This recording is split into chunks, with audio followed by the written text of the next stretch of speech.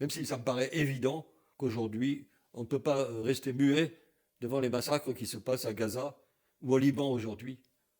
C'est tellement scandaleux que moi je dis que c'est un génocide. Alors j'avais écrit un texte que j'ai envoyé à Mediapart pour que ce soit publié sur Mediapart, et ils m'ont dit qu'ils ne pouvaient pas le publier parce que ce n'est pas dans leur orientation politique de considérer qu'à Gaza c'est un génocide.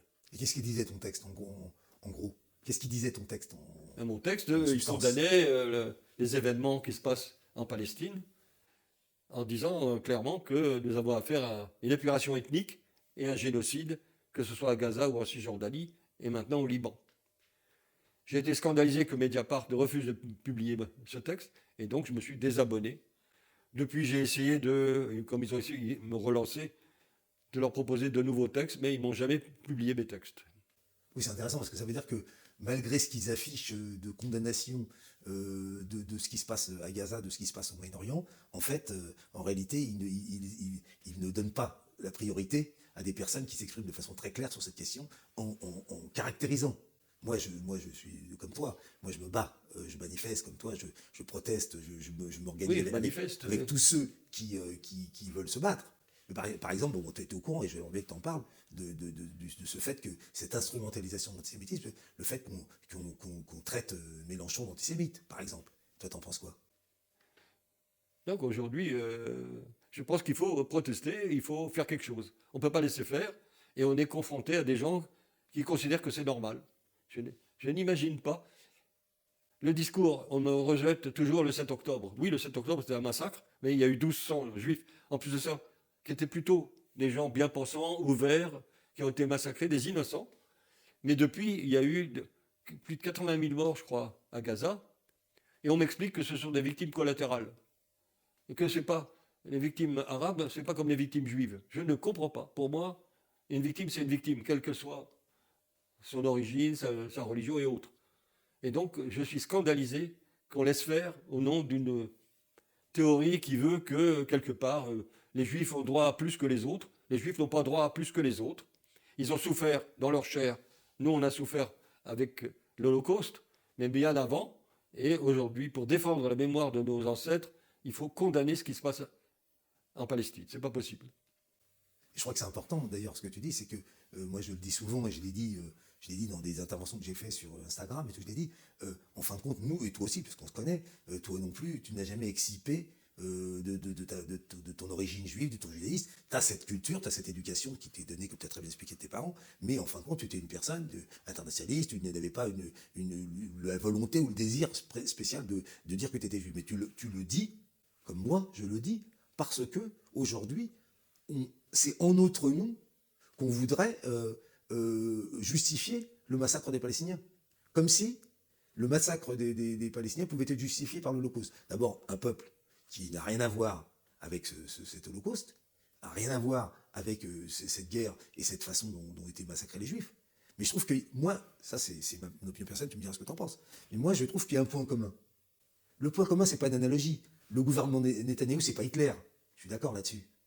Il ne faut pas confondre autour alentour. Netanyahou, c'est pas Hitler. Mais les objectifs qui sont mis en avant, à savoir l'établissement d'une population sur une terre au détriment d'une autre population, en niant son caractère humain, en niant ses droits, en falsifiant l'histoire, en décrétant qu'avant que l'État d'Israël existe, la Palestine était une toundra sur laquelle il y avait quelques bergers qui faisaient paître leurs chèvres ou leurs moutons. C'est raciste et c'est faux. Moi, j'appelle ça du nazisme. Toi, tu appelles ça du nazisme. C'est du Lebensraum en allemand. Moi, ma langue maternelle, c'est l'allemand. Et donc, on veut faire la place des populations qui sont installées quelque part. On les chasse pour en mettre d'autres à la place, soi-disant supérieures. Chez les nazis, ça s'appelait les Aryens. Et en Palestine, ça s'appelle les Juifs. Et je suis scandalisé que soit pratiquée cette puration ethnique. Et que, au contraire, il y en a qui la justifient. Autrement, il y en a qui disent que c'est normal. Au nom de quoi c'est normal? Je ne comprends toujours pas. Il n'y a pas de discussion possible. Mes interlocuteurs, ils sont catégoriques et ils utilisent un vocabulaire qui n'a rien à voir avec un discours rationnel. C'est Haï Israël, Israël doit vivre. À quoi ça rime? À quoi ça rime de crier Haï Israël et de laisser faire cette épuration ethnique. Je trouve ça abominable. Vraiment, ça me tourne les tripes. Je ne peux pas comprendre. Et mes interlocuteurs, ils maintiennent leur position. Bon, moi j'appelle ça du fascisme. Mais en fait, tes interlocuteurs, et heureusement, il y a beaucoup d'interlocuteurs qui, au contraire, abondent dans notre sens. Moi, quand je vois des rabbins, moi, c'est pas le fait qu'ils soient rabbins, en fait. J'ai pas un respect spécialement pour les rabbins, pas plus que pour les curés ou pour les imams. Mais quand je vois des rabbins, c'est-à-dire des gens qui sont l'expression de la religion établie, fondamentale, qui disent non, nous non plus, qui sommes des fils de la Torah, on ne se reconnaît pas dans ces massacres, nous, on se solidarise avec les Palestiniens. Et beaucoup d'entre nous, ceux qui parlent, étaient là avant la proclamation de l'État d'Israël en 1948, avant la catastrophe qu'on appelle la Nakba, ils étaient là et ils vivaient. Ceux qui n'étaient pas dans une logique de colonisation, ceux-là qui vivaient dans des villes, dans des villages, n'étaient pas en conflit avec les Arabes. Il y a eu, on en reviendra pas spécialement dans notre entretien ici, mais au cours des différents entretiens que je vais avoir, on va revenir sur cette question. Sur cette question qu'avant la création de l'État d'Israël, et ben en fin de compte, il y avait des Juifs sur le territoire palestinien. Il y en avait qui étaient arrivés chassés par les pogroms d'Europe de l'Est à la fin du XIXe siècle et au début du XXe, et il y en avait déjà qui vivaient depuis très très très longtemps, comme après le fait qu'ils étaient chassés du royaume andalou quand Isabelle la catholique a repris le pouvoir en Espagne, etc. Au fur et à mesure, il y a des gens effectivement qui avaient l'objectif de partir en Terre 7, en Eretz Israël, etc. Ça, c'est pas nouveau. Ce qui est nouveau, c'est qu'il y a des gens, le sionisme est décrété que cette terre-là leur appartenait et que ceux qui vivaient déjà là n'avaient pas leur place et devaient partir. C'est ça qui est nouveau. Mais que des Juifs partent en Israël, ils partaient en Israël comme certains de la famille partaient aux États-Unis, partaient en Angleterre, partaient là où ils pouvaient aller pour vivre, pour ne pas être persécutés, pour vivre la liberté. Ils partaient. Mais c'est pas pour ça qu'ils estimaient qu'ils devaient chasser la population qui existait sur le pays. C'est ça que là il y a un changement politique quand même. Le sionisme, c'est un changement politique. Moi j'avais de la famille en Ukraine, j'avais de la famille en Hongrie, en Roumanie. Ils sont tous partis de là-bas, ils ont fui dans le monde entier. Ma grand-mère maternelle, ils étaient 16 enfants, leur père était rabbin, il avait 2 femmes. Les 16 ne sont pas restés à Budapest, ils sont partis dans le monde entier, ils sont partis en Australie, ils sont partis au Canada, en Israël, ils sont partis aux États-Unis, en France. Mais en Israël, moi je considère que la construction de l'État d'Israël, c'est dû aux Occidentaux qui finalement, quelque part, ont laissé faire l'Holocauste. Moi je considère que c'est la faute. Le nazisme, ça a pu s'installer parce qu'on l'a laissé s'installer. Et à la suite de ça, à la suite de l'Holocauste, pour se dédouaner, les puissances occidentales, avec l'accord aussi des autres, ont créé cet État d'Israël qui est une aberration. Moi, je suis pour un État laïque, un État où il n'y a pas de religion qui domine. C'est ce qui s'est passé en France. Les lois de 1905, c'est vraiment, je les bénis, c'est extraordinaire. C'est marrant que tu dis mis ça. à fin Tu bénis les lois de 1905. Même si bénis, c'est ton nom, et en même temps, c'est pas tout à fait ma tasse de thé, mais au moins, tout le monde a les mêmes droits, les mêmes devoirs. Et je considère que là-bas, la seule solution, c'est un État laïque, qui s'appellerait d'ailleurs la Palestine et non pas Israël. Voilà, ça c'est mon point de vue. Écoute, et donc justement, je voudrais revenir sur un point que tu as discuté tout à l'heure, tu n'es pas servi. Tu dis, c'est à l'âge de 26 ans que j'ai pris conscience de ce que c'était Israël et que j'ai commencé à ne pas être d'accord avec le sionisme. Auparavant, comment tu voyais les choses, justement, avant ce moment-là? Est-ce que tu avais... quelle était ta pensée à ce moment-là? Il est sûr qu'Israël n'est pas tombé du ciel. Il y a eu auparavant, de la fin du 19e au 20e siècle, des forces qui ont essayé de trouver un refuge pour les Juifs du monde entier du fait des persécutions qui étaient supposées exister, mais qui n'ont pas pris cette dimension de l'Holocauste pendant la guerre de 39-45. Mais malgré tout, que faire aujourd'hui, compte tenu du fait qu'il y a un État qui existe avec 10 millions d'habitants, dont 3 millions de Palestiniens? Je considère qu'il va falloir trouver une solution, et la solution à 2 États me paraît non viable, c'est trop interconnecté, et donc il faudrait un seul État laïque, où juifs, arabes et même les autres puissent exister et coexister de manière harmonieuse. Mais tu n'as pas répondu à ma question. Enfin, qui était ta question? Ma question, elle était de te demander, avant que tu prennes conscience de la négativité de ce que représentait le sionisme, auparavant, quand tu étais un jeune homme, avant que tu aies 26 ans, quand tu étais un adolescent, quelle était ta relation, toi, personnellement, avec, avec la notion d'Israël, Israël? On ne peut pas parler de ma vie quand j'étais jeune, puisque j'avais aucune position. J'étais quelqu'un qui était brillant dans ses études, mais qui ne s'occupait pas de politique. Je suis rentré en politique à l'âge de 26 ans, et tout ce qui s'est passé avant, pour moi, c'est un blanc. Il n'y a pas de position politique.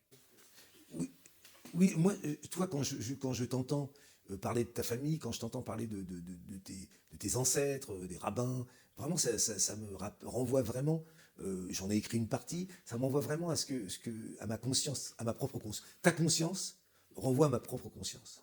Et moi, une des choses que j'ai dit, alors là, je l'ai tellement dit, et je le redirai encore, même si on me dit que je radote, j'ai tellement dit que ce qui m'a éduqué, moi, c'est le fait que ma mère, et elle m'a dit, à l'époque quand j'étais gamin et que je me posais des problèmes, posais des questions, elle m'a dit, Béni, je ne veux pas qu'on fasse aux Arabes ce qu'on a fait aux Juifs. C'est évident. Et voilà, et ça, c'est vraiment quelque chose qui marque aussi, on voit dans les gens avec qui on discute, la différence entre les personnes qui, tu vois, on a rencontré tous les deux une personne qui est mariée avec un juif, et sa belle-mère, qui est plus âgée que toi, la personne qu'on a rencontrée, elle disait clairement, elle était révoltée par ce qu'elle voyait en Palestine, et elle se déclarait, cette femme de 95 ans, antisioniste. Ça veut bien dire quelque chose. Et ça me renvoie à quelque chose d'historique. Dans les conseils de ghetto qui ont lieu quand les Juifs ont recommencé à être en ghetto dans les années avant l'invasion des Allemands en Pologne, il y a eu des élections. Et ça, on peut le retrouver, je n'invente pas les chiffres. Dans les conseils de ghetto, les organisations sionistes étaient ultra minoritaires. Et pourtant, on parle bien de Juifs qui vivaient l'antisémitisme. Les organisations sionistes étaient ultra minoritaires. Les majoritaires, c'était le Bund, en premier, parti ouvrier juif qui était vent debout contre le sionisme. Pourquoi ils étaient contre le sionisme, vent debout? Parce qu'ils considéraient que se barrer, s'en aller des régions dans lesquelles l'antisémitisme sévissait, c'était capituler devant l'antisémitisme. C'est-à-dire, ça veut dire, votre antisémitisme, à la limite, est légitime. Nous, notre solution à nous, c'est de partir ailleurs, dans un endroit où il n'y aura pas d'antisémitisme. Et justement, ils étaient contre cette solution. Ils étaient vraiment pour ce que tu dis, l'égalité des droits. Ils étaient pour que les Juifs aient les mêmes droits, les mêmes devoirs que tous les citoyens. Et donc, dans les conseils de ghetto, le Bund était majoritaire, des partis, différentes organisations ouvrières plus ou moins importantes, des organisations religieuses, parce qu'il y a déjà pas des partis, mais des organisations religieuses, et les organisations sionistes, elles arrivaient en dernier. Parce que la population juive la plus massive, qui est celle de l'Europe de l'Est, Russie et Pologne, Ukraine, elle voyait son avenir, elle a quitté ces pays par obligation. Elle a quitté le pays pour sauver sa peau, en fait. Elle n'a pas quitté le pays idéologiquement parce qu'elle voulait aller ailleurs. Elle a quitté le pays parce que, la population, je parle, elle a quitté le pays parce qu'elle ne voulait pas subir cette antisémitisme, qui parfois était, comme tu as parlé des pogroms de 1905 et de 1895 à Kiev, c'était des pogroms, donc ce qui était une arme politique des gouvernants de ces Russes ou Polonais. C'était une arme politique, c'était d'ailleurs la Russie qui domine la Pologne à ce moment-là, c'était une arme politique contre les populations autochtones, en mettant les Juifs comme bouc émissaire, on les massacrait pour dire voilà, c'est eux les ennemis. C'est pas nous qui vous affamons, c'est pas les propriétaires terriens, c'est pas nous les gouvernants qui vous oppressons, qui vous rançonnons, c'est les Juifs. Et on déclenchait. D'ailleurs, il y a un très beau livre que tu connais peut-être de Israël Yoshua Singer, qui s'appelle La famille Ashkenazi, où il raconte une grève à Lodz, la grande ville textile de Pologne. Il raconte une grève qui a eu lieu surtout animée par les ouvriers juifs, contre des fabricants qui étaient aussi bien allemands, polonais et juifs. Et Ashkenazi, c'est une famille de grands industriels du textile, des fondateurs de la ville de Lodz. Eh bien, qu'est-ce qu'a fait le préfet, alors qu'il était en partie contrôlé par ces grands filateurs, ces grands industriels du vêtement, du textile? C'est qu'il a autorisé un pogrom au cours de la grève. Ce qui a permis, ça c'est dans le livre de Israël Yoshua Singer, c'est un roman, mais qui exprime des choses qui se sont vraiment déroulées dans le pays. Il a autorisé un pogrom, et c'est ce pogrom qui a cassé la grève. On voit bien quelle était la fonction de l'antisémitisme dans les pays, en dehors de ce que cultivait la religion, le peuple qui a tué Jésus, etc. La fonction de l'antisémitisme, c'était d'assurer le pouvoir politique de ceux qui ne voulaient pas subir la colère du peuple. Aujourd'hui, la fonction de la destruction de la Palestine, amenée par les dirigeants israéliens, elle a une fonction politique. Et si elle est soutenue par les États-Unis et tous les pays d'Europe, c'est comme tu l'as dit tout à l'heure, les pays occidentaux, et pas que, puisque maintenant il y a l'Arabie Saoudite, etc., c'est qu'il y a une fonction politique. Pour moi, je ne veux pas conclure, parce que je ne suis pas un historien ou un scientifique ou un géographe, mais je sais qu'il y a une fonction politique de domination d'une région. C'est pour ça que les États-Unis soutiennent Israël, non seulement parce qu'ils sont réactionnaires, mais parce qu'ils ont un intérêt politique. Et l'Israël représente cet intérêt. Et donc aujourd'hui, pour moi, je vais dire ça, ça va peut-être choquer des gens, mais je le maintiens, pour moi, le nouveau juif de l'époque de la Shoah, de l'époque de l'Holocauste, c'est le Palestinien. Ce sont les Palestiniens qui remplacent aujourd'hui, dans les plans les pires des impérialistes et des régimes réactionnaires, ce sont les Palestiniens qui remplacent les Juifs. Donc ce sont les Palestiniens qui sont les victimes expiatoires de cette politique de destruction du monde, parce que s'il n'y avait que la Palestine, on pourrait penser que ça n'a que rapport avec Israël, mais il y a 80 zones de conflit dans le monde dans lesquelles les États-Unis sont engagés dans plus de 30 ou 40. Donc on voit bien ça a une autre fonction.